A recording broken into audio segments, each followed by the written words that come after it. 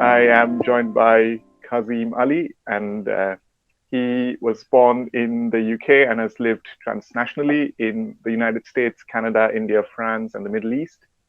His books encompass multiple genres, including the volumes of poetry The Voice of Sheila Chandra, Inquisition, All One's Blue, Skyward, which was also the winner of the Ohayana Book Award in Poetry, The 40th Day, The Far Mosque, which was also the winner of the Alice James Books New England New York Award, and the cross-genre texts Bright Felon and Wind Instrument.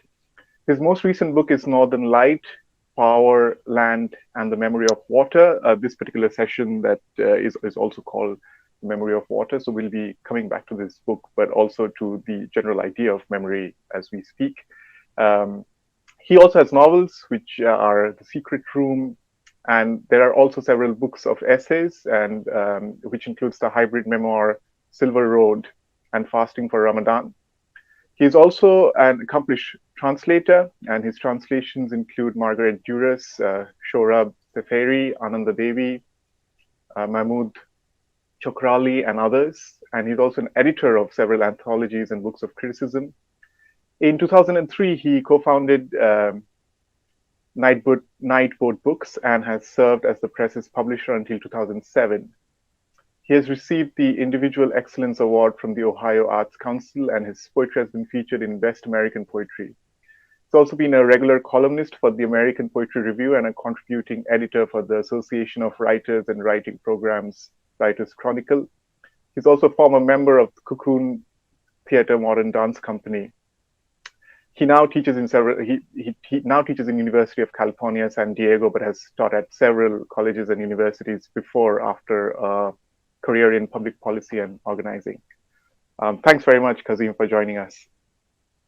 Thank you. Thank you so much for having me. I feel like we're night and day right now because you're on the other side of the planet from me. And it's so bright where you are, and it's so dark where I'm coming out of the shadows to you. And to me, that is where poetry comes from. It crawls in language and syllables out from the shadows of the unconscious, of our own emotions and experiences, and from the past.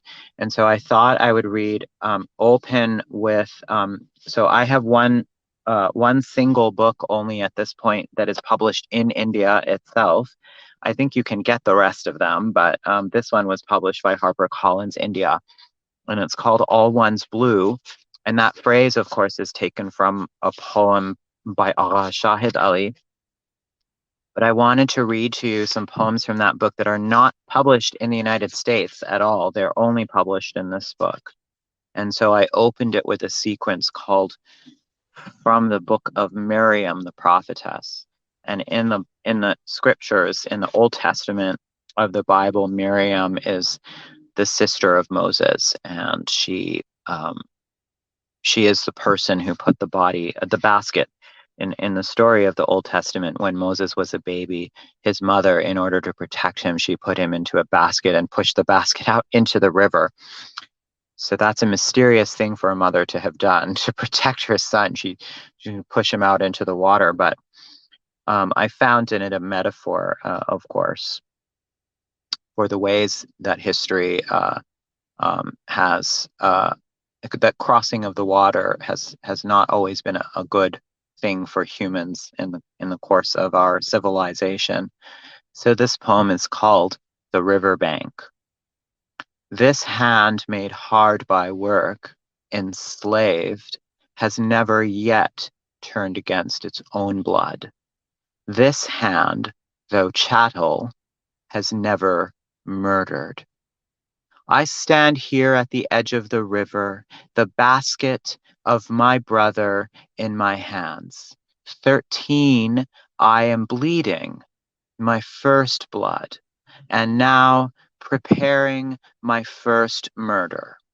So I do pray, in the name of my blood dropping to the river bank, and in the name of the blood of my people, let the basket sink quickly.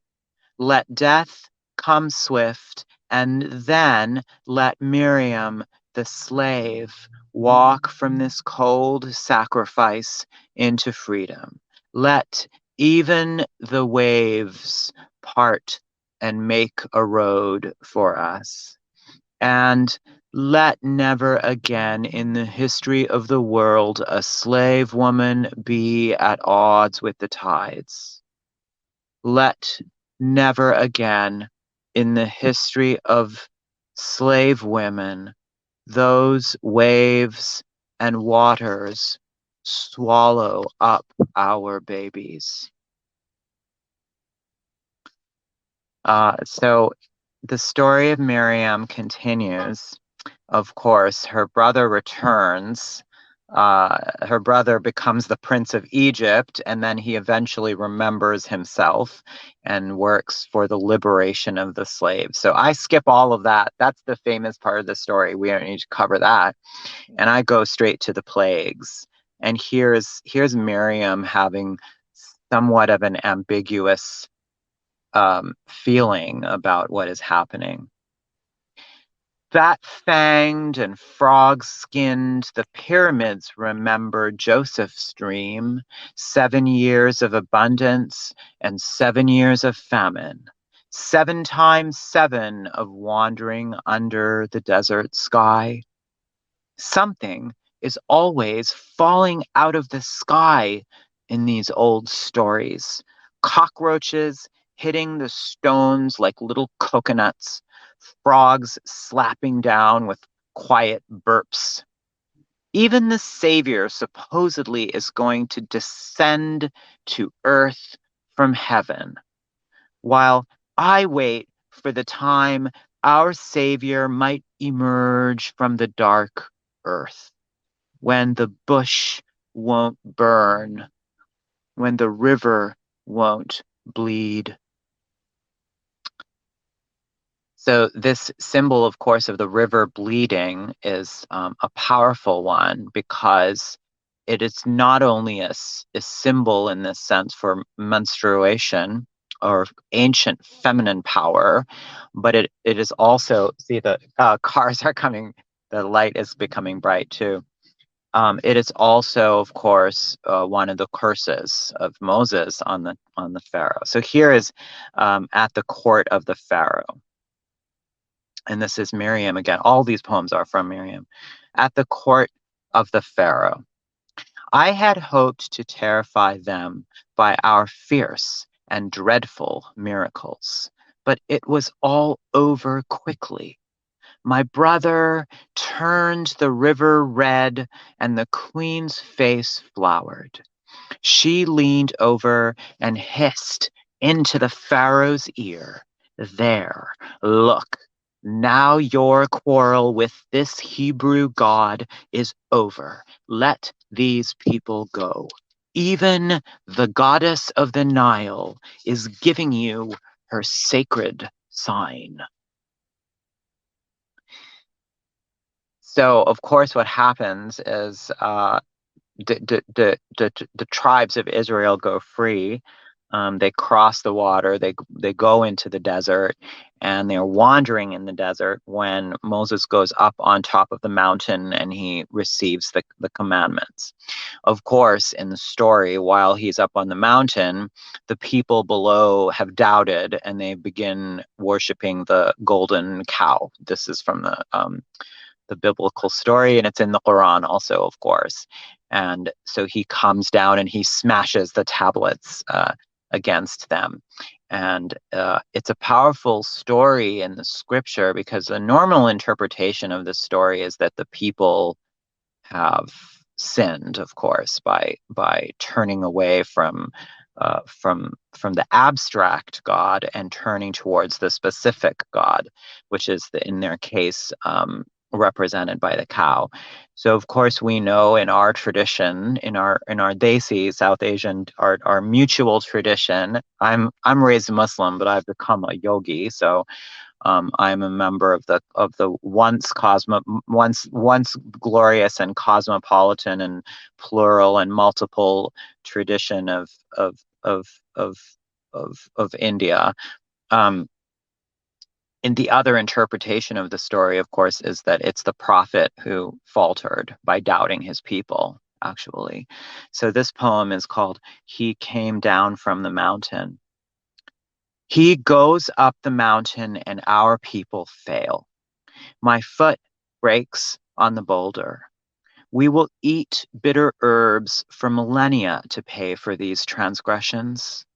And I will take those tablets in my small but strong hands, and I will teach my brother to stammer out the words. And I will try and try and try to forget that it was the Pharaoh who first said to us with a flail and whip in his hand, "He that shall not live by the law shall die by the law."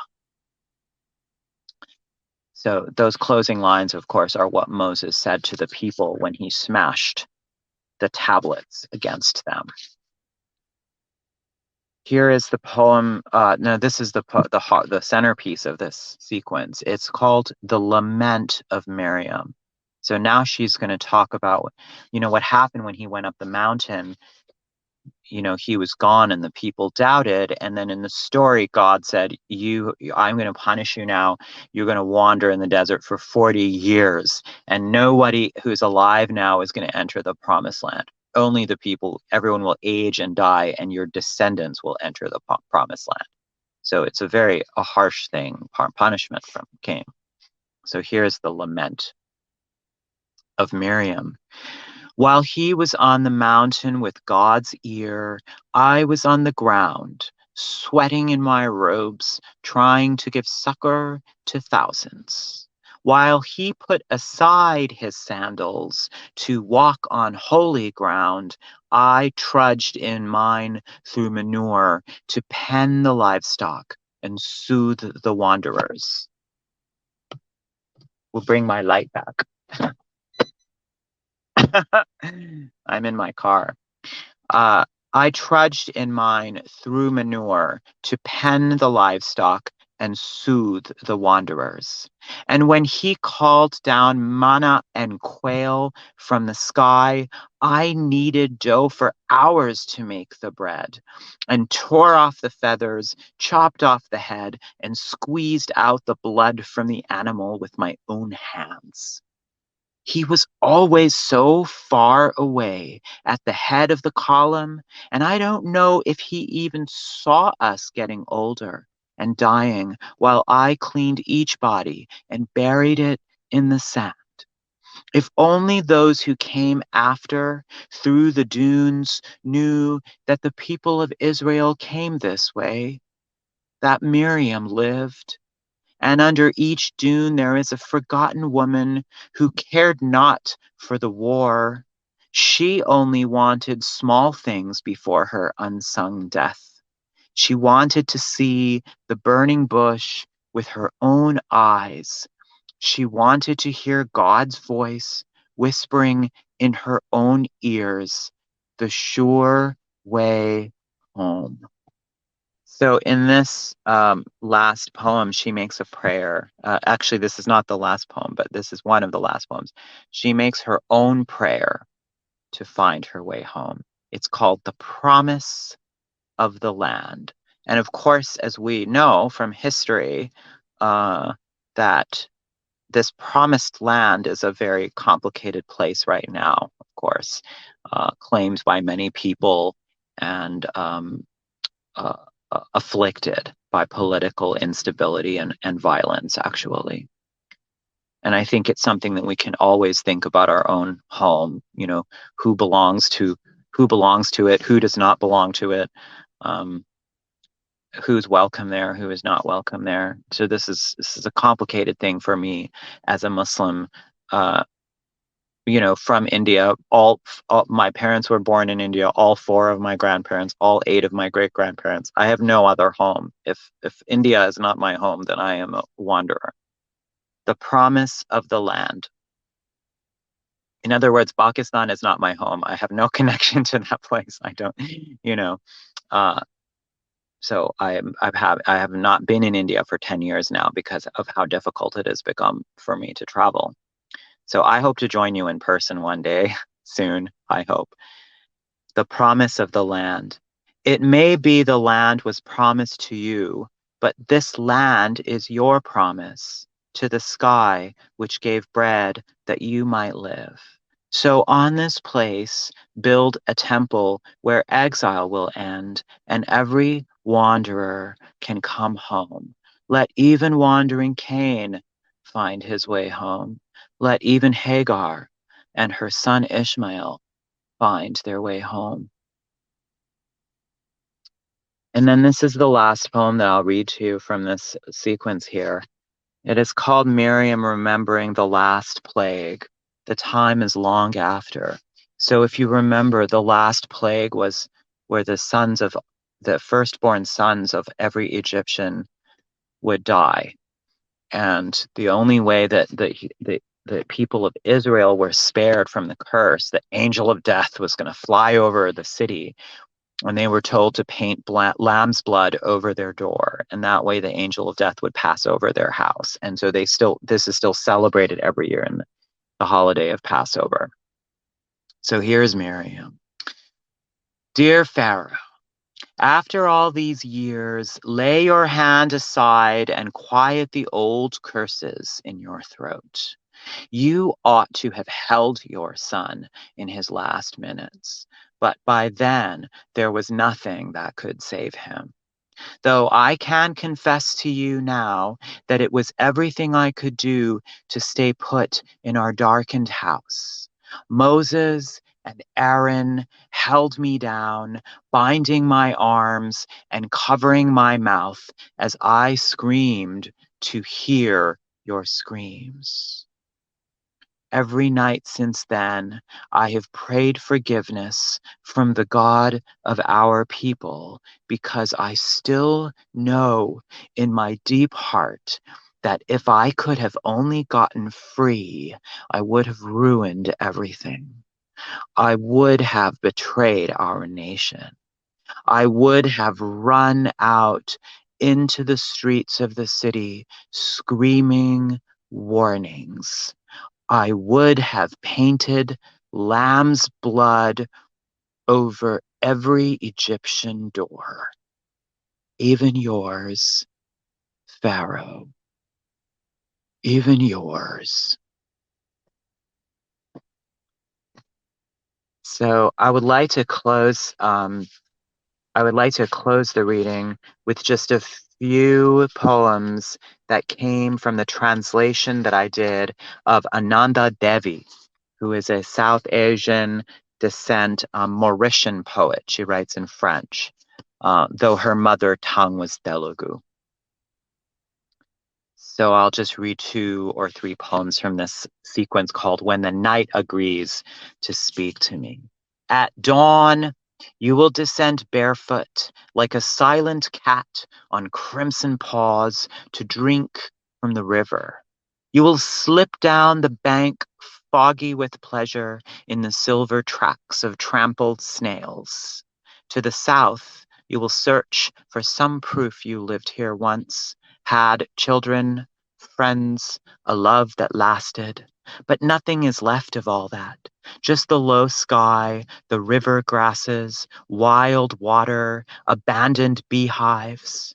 Your ears strain to hear the voices of those absent until the night at last agrees to speak to you. This poem is from that same cycle. That this rain should last. That the last word of my prayer before my lips are sealed shut by the mouth of the wind. That this lonely walk in your footsteps should never circle back to search for the pierced wings. That my hand, once compliant, should not join another's to close upon the void of abandoned bodies, that my tomorrow be a yesterday, since nothing is left to accomplish, nothing to build or destroy, nothing has already become never. And then I will leave this close with this last poem.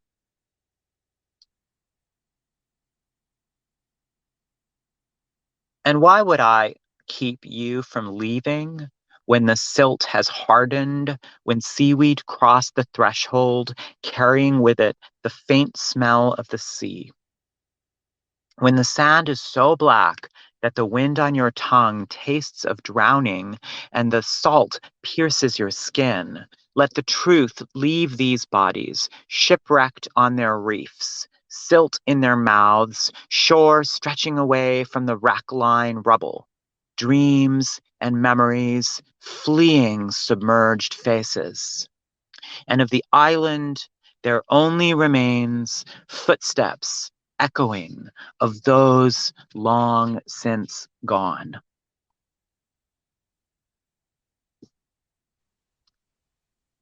Thank you for listening to the poetry. No, thanks so much, Kazim. I think they're really lovely, um, Thank you.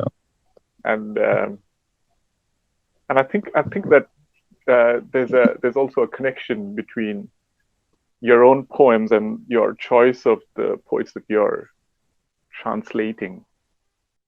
Can you hear Yeah, me? well, translating those poems Yeah, changed, working on those poems changed my own way of thinking yeah. about my poems too. And I think that you had mentioned Shahid right at the beginning, and I'll just read out a little snippet from your introduction to the collection of essays, which I think is also a kind of comment on your own writing practice, I feel. And you say, I quote, the sometimes over performance of narrative voice in these poems is not really melodramatic the way an American ear might hear it, but rather is characteristic of that baroque and nearly overwrought sense of the poetic sublime that is the norm in Urdu poetry.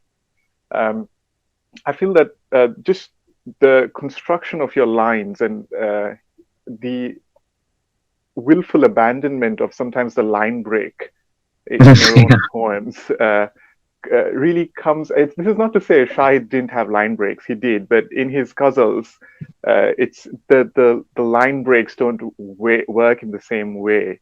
Um, and I was wondering if you would talk a little bit about this idea of the baroque in your writing. Well, his lines got longer and longer. If you look Yeah, at his earliest books, which he only published in India, he did not republish them in America while he was alive. They're published here now, but his line got longer and longer and longer. And I think it was because of that he became like less interested in the free verse and more interested in the performative nature of poetry that's represented by the ghazal tradition. And I know the ghazal tradition is like very wide and very deep. There's many different approaches to it, but I think his big influence was the Urdu, the ghazal of Ghalib, basically. And he was also very interested in the kind of cultural syncretism of medieval India. I mean, as a Kashmiri as well, he was sort of had a different kind of relationship to the traditions. He wanted to draw on all of the different streams that existed. And so as he came into, he wrote in English. And so as he came to encounter British and American poetry too, he became a lot like interested in that line and that the colloquialism of those lines. And so in earlier of his books like Half Inch Himalayas and in Walk Through the Yellow Pages, he really kind of leaned into that more slangy and spoken tone of language. Although in Half Inch Himalayas, like including in poems like Deccan Gauzes and Stationary is the famous one, short one, he does adopt a more kind of formal, elevated tone. But it was really not until he became started to think about how can the registers of Urdu come into English, that he sort of started translating in a way that the tone, that's what I call it, Baroque, but that's not, I mean, that is a, specific European term for it, art from a particular time period. It's not like completely applicable, but it does speak a little bit to that sensibility. It's a different emotional register that an American in the modernist Anglo and American tradition, there's a sort of detachment and irony. Whereas in the Urdu poetic tradition, there is a more, it's first of all sincerity, but also this sort of deeply elusive interest in play, in particular wordplay and musicality, that is never abandoned. And that's what Shahid really brought into English writing. So I felt influenced by that. I was born in England, but raised in my earliest childhood in India. And that's where I came into language, actually, where I first started learning, became verbal. It was in India. And as a polylingual society, I learned four different languages at once when I was, 2 years old or something like that. So our brains, maybe, Noam Chomsky, the famous, he's a political thinker, but he is a linguist by academic training. I mean, he talks about how, in his work in linguistics, he talks about how early childhood language acquisition affects pathways of the brain and how they're used. And so if you're a subcontinental person and you grew up hearing, multiple, if you grew up in a multilingual household, as I did, hearing Urdu, Farsi, Telugu, Tamil, and English, 5 different languages, your brain maybe works in a different way. And so when I think of the mechanics of the words that I use are English, but the grammar and the spaces between them frequently reach into other types of systems. And I don't think I could ever do without, I don't think I could ever write. I have to write, standard English in emails and in prose when I write essays and such, but in poetry, I don't think I ever could.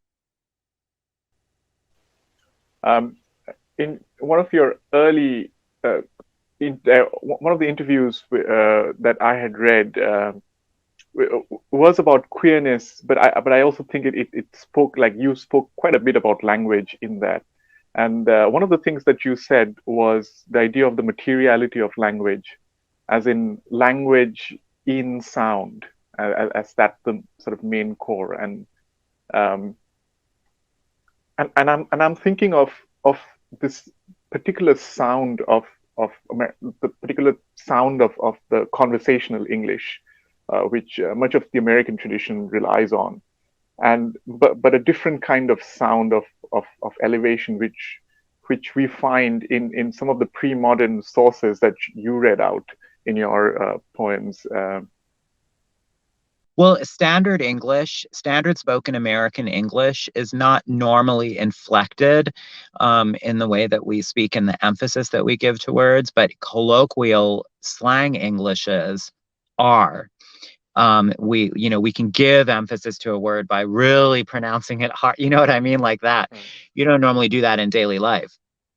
But Urdu, for example, is inflected like that. It's not an inflected language the way Chinese or Vietnamese, etc. is, but you can give meaning by inflection. You can give it by modifiers that are verbal, but you can also give it by verbal inflection. And so I really love that, and I love trying to bring that into the poetic form. And certainly the notion of sound having impact is, internal and external. That is something that proceeds directly from my own yoga practice, in that we learn the internal impact. Not only is there the internal impact of sound in terms of the vibrational qualities of sound in the cavities of the body, which is also part of Sufi practice, Sufi Khawali practice, in which Hazrat Inayat Khan, for example, a big Sufi teacher, talks about sound as the nature of the universe, the vibrational qualities of the universe. And so chanting and music becomes a part of all of that.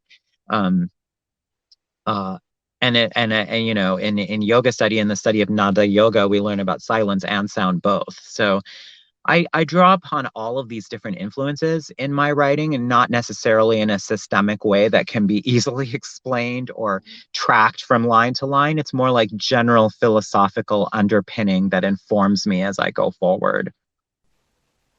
Thanks. I know that we both have work immediately after, so this is my final question.